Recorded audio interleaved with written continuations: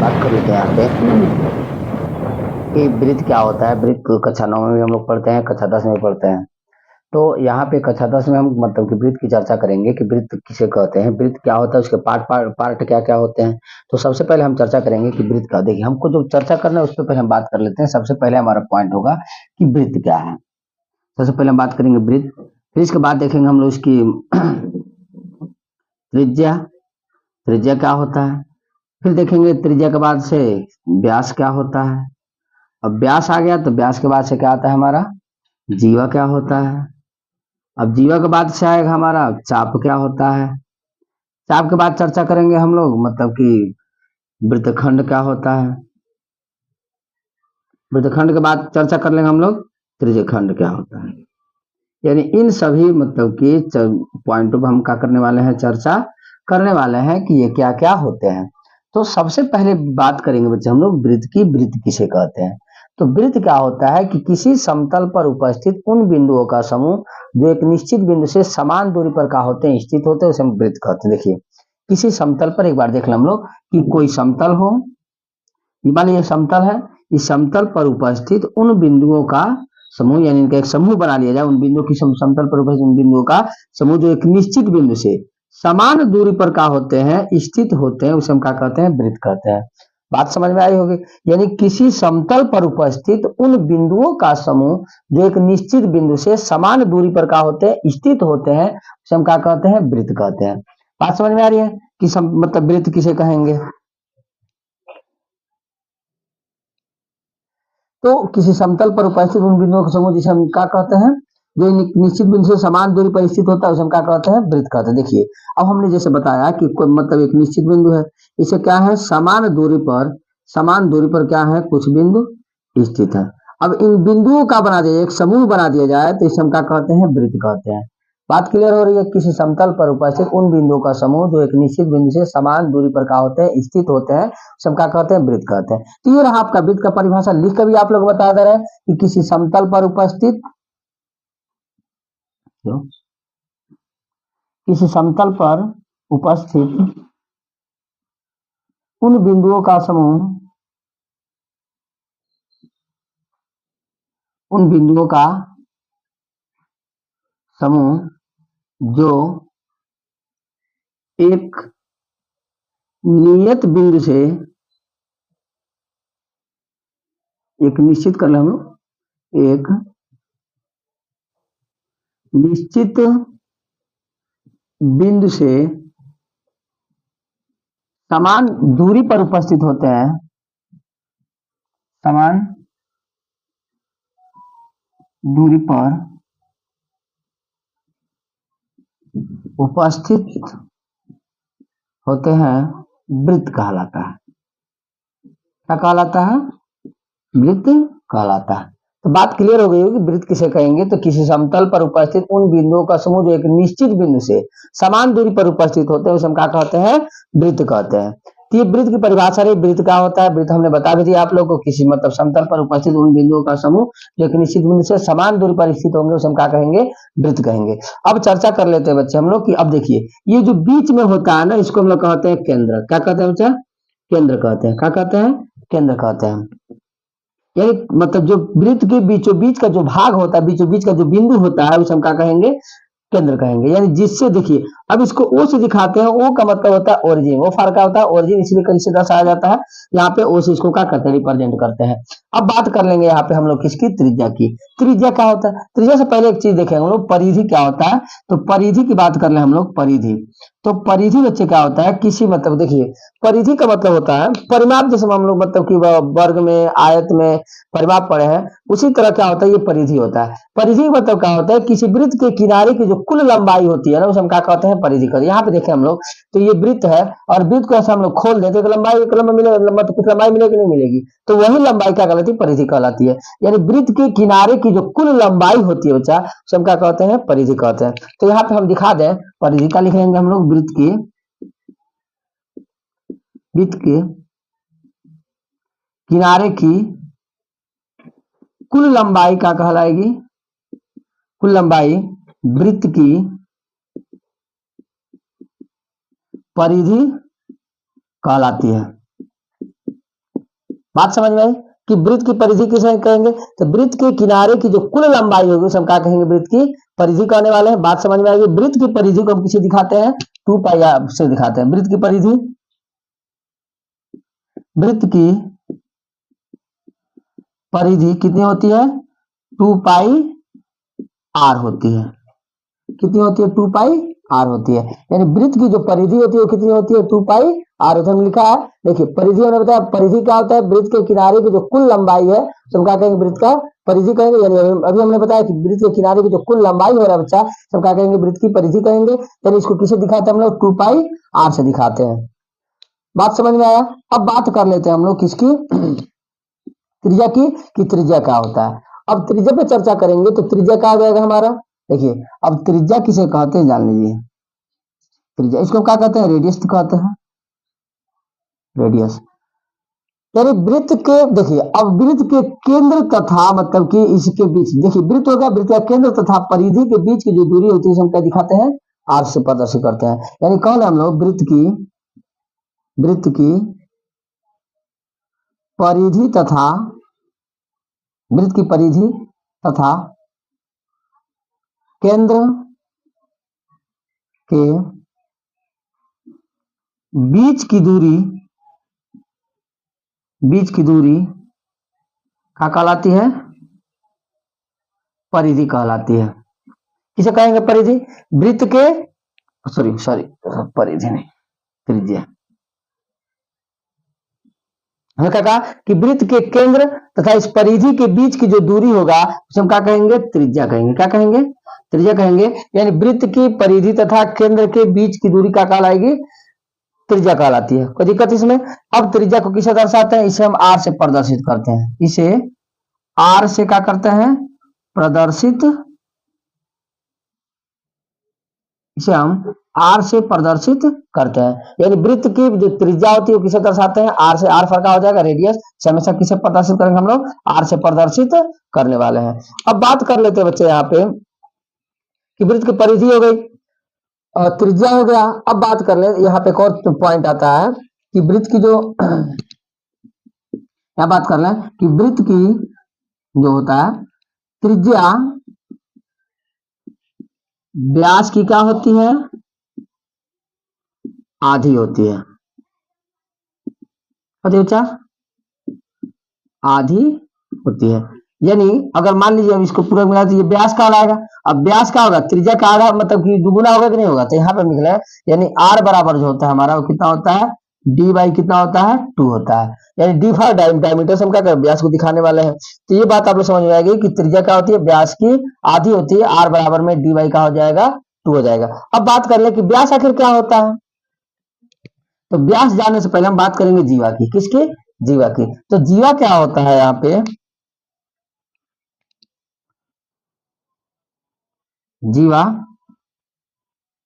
देखिए अब हमने क्या बनाया, एक वृत्त बनाया। वृत्त के मतलब कि किसी भी दो बिंदु को, देखिए किसी भी दो बिंदु को काटने वाली जो रेखा होती है, वृत्त के परिधि के दो बिंदु को काटने वाली जो मतलब काटने वाली जो रेखा होती है उसे हम क्या कहेंगे, वृत्त की परिधि, जीवा कहेंगे। किसे कहेंगे, जीवा। यानी वृत्त के दो बिंदु पर प्रतिच्छेद करने वाली रेखा क्या कहलाती है, ये क्या कहलाएगी, जीवा कहलाएगी। क्या कहलाएगी, जीवा कहलाएगी। यानी वृत्त के परिधि के दो बिंदु पर काटने वाली रेखा क्या कहलाती है, जीवा कहलाती है। कोई दिक्कत इसमें, बात समझ में आ रही है आप लोगों को। तो अब यहाँ पे जीवा बात कर लेंगे तो क्या लिखेंगे यहाँ पे, किसी वृत्त की परिधि को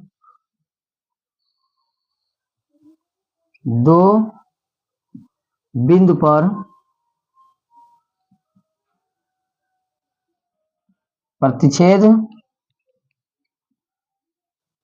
करने वाली रेखा, करने वाली रेखा जीवा कहलाती है।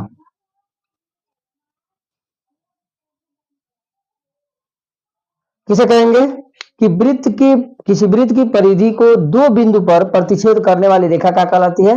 जीवा कहलाती है। बात समझ में आ गई? यानी अब कोई भी वृत्त होगा, जैसे मान लिया हमने यहाँ खींचा था, अभी हम क्या कर दें यहाँ पे, मतलब यहाँ खींच दें, चाहे यहाँ खींच दें, चाहे यहाँ मान लीजिए कि ये खींच दें, ये सब क्या कहलाएंगे? हमारे जीवा कहलाएंगे। यानी वृत्त के कोई भी वृत्त हो गया, वृत्त के दो बिंदु पर मतलब जो करने प्रतिच्छेद करने में जो रेखा होगी क्या कहलाएगी? जीवा कहलाएगी। अब हम एक और स्टार करके यहाँ पे एक चीज बता दें आप लोगों को कि वृत्त की सबसे बड़ी जो जीवा होती है ना, सबसे बड़ी जीवा व्यास कहलाती है।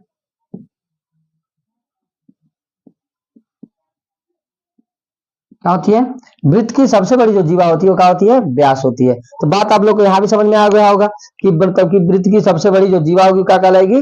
व्यास कहलाएगी। यानी व्यास किसे कहेंगे? तो व्यास की बात कर लेना, तो व्यास जो होता है ना वो किसी वृत्त की त्रिज्या का क्या होता है? दुगुनी होता है। सब बात कर ले, आप लिख लेते हैं कि व्यास जो होता है, व्यास किसी वृत्त की त्रिज्या के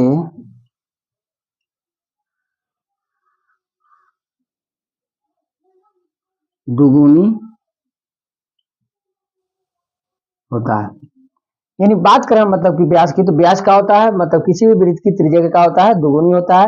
यानी हम यहाँ पे लिखते हैं तो डी बराबर कितना हो जाएंगे? आपको 2r मिल जाएंगे। डी बराबर कितना मिल जाएंगे? आर। इसी तरह उससे पहले हमने व्यास में जो बताया था कि आर बराबर कितना मिल जाएंगे? डी बाई 2 मिलेंगे। तो यहीं से वो था कि जो व्यास की जो व्यास होता है कि वृत्त की त्रिज्या की दुगुनी होती है। ये हम बात कर ले, देखिए ये हमारी क्या हो गई? त्रिज्या हो गई। एक और इधर भी क्या हो गया? हमारा त्रिज्या हो गया। तो अब बताइए हमने क्या बताया? ये अब हमने क्या कहा कि जो व्यास होता है वो त्रिज्या क्या होता है? इधर ही एक बार, इधर ही क्या, दोनों जोड़ दें कितना मिल जाएंगे? 2r बराबर कितना मिल जाएंगे? डी। यानी जो व्यास जो होता है वो क्या होता है? त्रिज्या के दुगुनी होता है। यहाँ से हमने क्या किया बता दिया आप लोगों को। तो व्यास क्या होता है? त्रिज्या का दुगुनी होता है। अब बात कर लेते हैं हम लोग चाप की। किसकी? चाप की। अब चाप क्या होता है? हमने ये बताया था कि किसी मान लीजिए कोई वृत्त हो गया, किसी वृत्त के परिधि के दो बिंदुओं के बीच का जो भाग होगा ना उसे हम क्या कहेंगे? चाप कहेंगे। मान लिया हमने एक वृत्त बनाया, वृत्त का मतलब कि यहाँ से हमने क्या किया? काट करके थोड़ा सा बना लिया। तो अब ये वाला जो भाग होगा ना इसको हम क्या कहेंगे? चाप कहेंगे। यानी किसी वृत्त के मतलब कि किसी वृत्त के परिधि के दो बिंदुओं के बीच का जो भाग होगा उसे हम क्या कहेंगे? ये वाला जो भाग हो रहा है इसको हम क्या कहेंगे? चाप कहेंगे। क्या कहेंगे? इसको हम लोग चाप कहेंगे। यानी चाप किसे कहने वाला है? किसी वृत्त के परिधि के दो बिंदुओं के बीच का जो भाग होता है उसे हम क्या कहने वाले हैं? चाप कहेंगे। अब ये दो प्रकार के होते हैं। एक होता है हमारा मतलब कि छोटा वाला कहलाता है लघु चाप। क्या कहलाएगा? ये लघु चाप। और ये क्या कहलाएगा? हमारा दीर्घ चाप। क्या कहलाएगा? दीर्घ चाप कहलाता है। यानी छोटा वाला क्या है? लघु चाप। और बड़ा वाला क्या कहलाएगा? दीर्घ चाप कहलाएगा। अब चाप किसे कहेंगे? क्लियर हो गया होगा। यानी किसी भी वृत्त की परिधि के दो बिंदुओं के बीच का जो भाग होता है उसे हम क्या कहते हैं? चाप कहते हैं। कोई दिक्कत? परिभाषा लिख रहे हैं यहाँ पे तो लिखेंगे किसी वृत्त की परिधि के, किसी वृत्त की परिधि के दो बिंदुओं को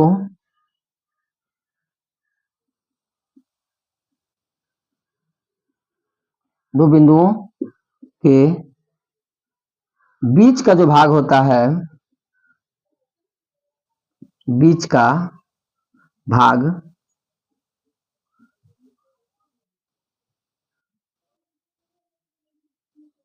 चाप कहलाता है। यानी अब ये कितने प्रकार के होते हैं? ये दो प्रकार के हैं।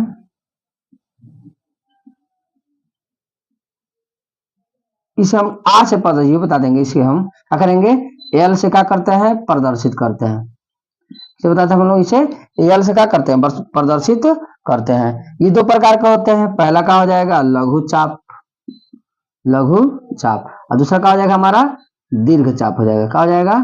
दीर्घ चाप। तो लघु चाप और दीर्घ चाप आप लोग समझ में आएगा कि मतलब चाप किसे कहेंगे? किसी वृत्त के परिधि के बिंदुओं के मतलब कि दो बिंदुओं के बीच का भाग जो होता है उसे हम क्या कह लेंगे? चाप कह लेंगे। तो एक लघु चाप हो गया, क्या हो गया? हमारा दीर्घ चाप हो गया। क्लियर? आप लोग समझ में आएगा चाप किसे कहेंगे? एल से क्या कर सकते हैं? अक्सर हम लोग प्रदर्शित करते हैं। अब बात कर लेते हैं वृत्तखंड की। तो वृत्तखंड का क्या होता है बता दे पहले हम आप लोगों को कि वृत्तखंड किसे कहेंगे। तो वृत्तखंड क्या होता है पहले हम जान लें कि वृत्तखंड क्या होता है। देखिए अब वृत्त को तोड़े थोड़ा सा इसको हम संधि विच्छेद करें, क्या हो जाएगा वृत्त, अधन का हो जाएंगे खंड, यानी वृत्त का हो जाएगा खंड मतलब क्या होगा भाग, यानी वृत्त के क्या हो गए भाग हो गए। जब वृत्त के भाग को रिप्रेजेंट कैसे करेंगे बता रहे हैं आप लोगों को। जैसे मान लीजिए हमने क्या बनाया, एक ठो वृत्त बना दिया।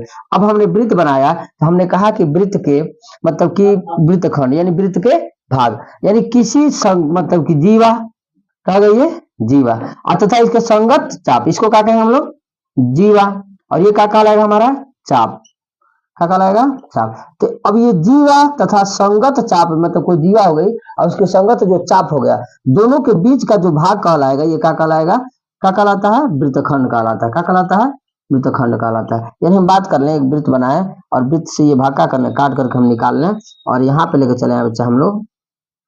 अब ये वाला जो भाग बना है तो ये वाला जो भाग हमारा बनेगा वो क्या कहलाएगा वृत्तखंड कहलाएगा।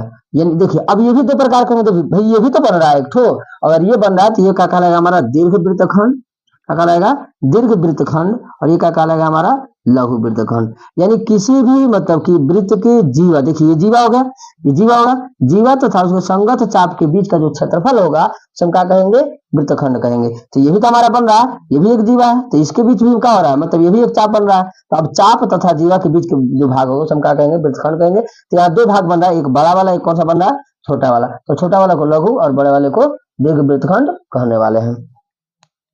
तो यहाँ पे थोड़ा सा हम इसको मतलब परिभाषा दे देंगे कि वृत्तखंड किसे कहेंगे, आप लोग क्लियर हो गया होगा वृत्तखंड किसे कहने वाले हैं।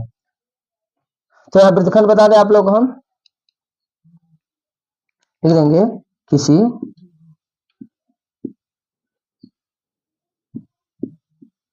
वृत्त की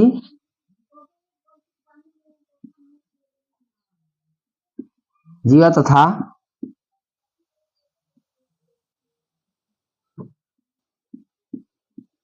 उसके संगत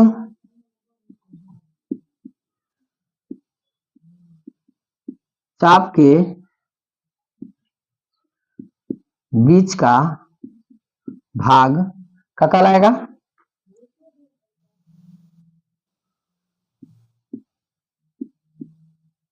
वृत्तखंड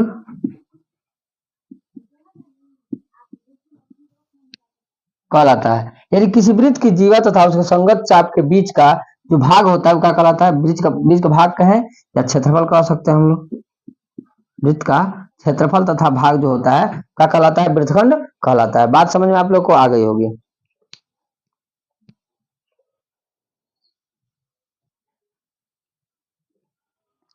तो हम लोग को लघु और मतलब कि देखिए हमने बता दिया कि किसी वृत्त की जीवा तथा उसके संगत चाप के बीच का जो क्षेत्रफल होगा हम क्या कह लेंगे वृत्तखंड कह लेंगे।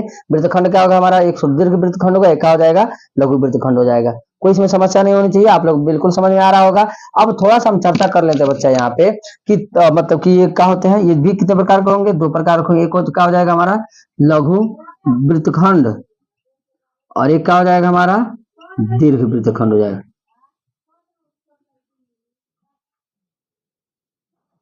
ये कहा जाएगा दीर्घ वृत्तखंड हो जाएगा। अब लघु और दीर्घ आप लोग समझ में आ गया लघु किसे कहेंगे और दीर्घ किसे कहेंगे।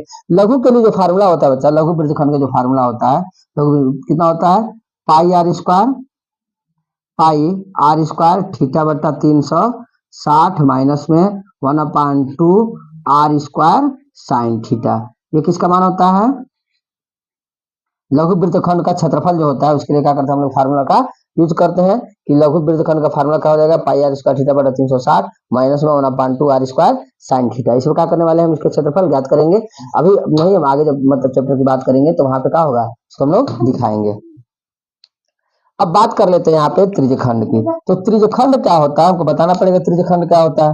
तो अब बात करें, देखिए अभी हमने कहा है कि मतलब कि वृत्त की जीवा तथा उसके संगत चाप के बीच का जो क्षेत्रफल होगा क्या कहलाएगा। देखिए ये क्या था हमारा जीवा था और ये क्या था हमारा चाप था, ये क्या था हमारा चाप था, तो ये क्या कहलाया वृत्तखंड कहलाया। इसी प्रकार से हम त्रिज्यखंड की बात करेंगे तो त्रिज्यखंड में भी क्या होगा बच्चा हमारा, देखिए तो अब इसमें मान लीजिए हमने क्या किया, अब ये भाग तो ये हमारा क्या कहलाता है त्रिज्या, क्या कहलाता है त्रिज्या, ये क्या कहलाएगा त्रिज्या। अब त्रिज्या तथा उसके मध्य का जो भाग होता है, यानी त्रिज्या तथा उसके संगत चाप के बीच का जो क्षेत्रफल होगा उसे हम क्या कहेंगे, क्या कहने वाले हैं बताइए। अब यहाँ पे इसको हम क्या कहेंगे, त्रिज्यखंड कहने वाले, क्या कहने वाले हैं, त्रिज्यखंड। बात समझ में आ रही होगी, त्रिज्यखंड किसे कहेंगे, ये क्या कहलाएगा हमारा, त्रिज्यखंड कहलाएगा। यानी किसी भी वृत्त के संगत जीवा मतलब कि क्या हो जाएंगे यहाँ पे, त्रिज्या तथा उसके संगत चाप के बीच का भाग क्या कहलाएगा हमारा, क्या कहलाएगा बच्चे, चाप कहलाएगा। ये मतलब सॉरी चाप नहीं, त्रिज्यखंड कहलाएगा। किसी किसी वृत्त के दो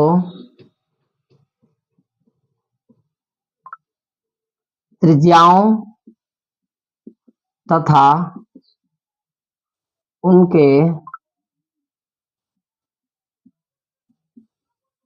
संगत चाप के बीच का क्षेत्रफल त्रिज्यखंड कहलाता है, त्रिज्यखंड कहलाता है। बात क्लियर हो गई है कि अभी देखिए ये भी कितने होते हैं, दो प्रकार के होते हैं। एक क्या होता है हमारा लघु मतलब कि क्या होता है, एक हमारा दीर्घ होता है, दीर्घ त्रिज्यखंड होता है। एक क्या होता है हमारा लघु त्रिज्यखंड होता है, ठीक है। यानी छोटे वाले को लघु कहेंगे और बड़े वाले क्या कहने वाले हम लोग, दीर्घ कहने वाले हैं। तो आप लोगों को समझ में आ गया ये भी कितने प्रकार के दो हो जाएंगे। एक हो जाएगा लघु त्रिज्यखंड और एक कहा जाएगा हमारा दीर्घ त्रिज्यखंड हो जाएगा। बात समझ में आ गई कि लघु त्रिज्यखंड का और दीर्घ त्रिज्यखंड का होगा। हमने पूरा पूरा मतलब कि बता दिया आप लोग को वृत्त क्या होता है, वृत्त से संबंधित मतलब कौन कौन से चीजें हमने कहा कि आप लोग को पता हुआ है। अगर मतलब कि अब वृत्त के सारे जो क्वेश्चन होंगे इसके अगले वाले प्रश्न में हम आपको बताने वाले, इसके प्रमेय क्या क्या होते हैं, कैसे प्रमेय को सिद्ध कर लेंगे हम लोग। अगर आप लोग वृत्त के संपूर्ण मतलब की जानकारी चाहिए तो चैनल पे बने रहिएगा और इसको सब्सक्राइब और शेयर जरूर कर दीजिएगा, ताकि आगे आने वाले वीडियो में क्या हो सके, मतलब इसके जस्ट बाद वाले जो हम बनाने वाले हैं कि आप लोग को क्या हो सके, आसानी से मिल सके।